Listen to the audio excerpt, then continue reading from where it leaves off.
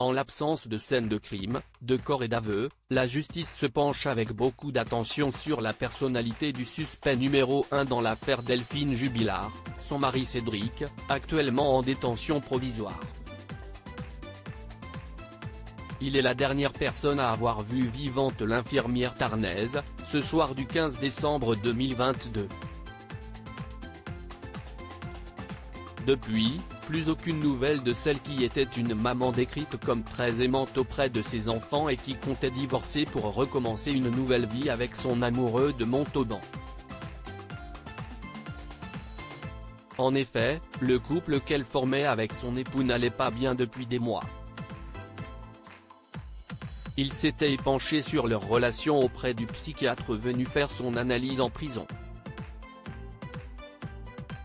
Cédric Jubilard a vu un expert psychiatrique mandaté par les juges d'instruction à 2 reprises durant l'année 2021, en juillet puis en octobre.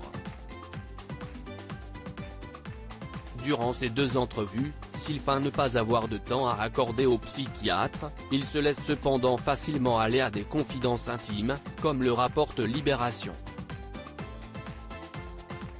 Il s'épanche sur sa vie d'avant, ses addictions au cannabis mais aussi aux jeux en ligne, son enfance cabossée et même sa sexualité.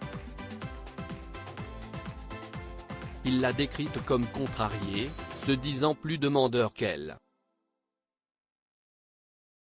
Le Parisien était également revenu sur la vie conjugale de ce couple dans le viseur.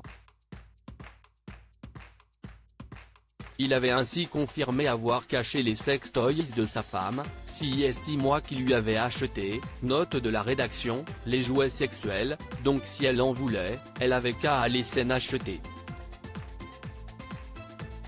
Lors de son interrogatoire, il affirme avoir eu 3 relations intimes avec sa femme depuis le mois de septembre 2020. Malgré qu'elle était folle amoureuse de son amant, elle devait avoir un minimum d'amour pour moi et un minimum d'envie, indique-t-il, selon les informations de nos confrères. Une période qui correspond à la rencontre de Delphine Jubilard, née au Saguel, sur le site Glidin, avec ce professeur de piano à Montauban. Un véritable coup de foudre qui a rapidement abouti à une relation sérieuse.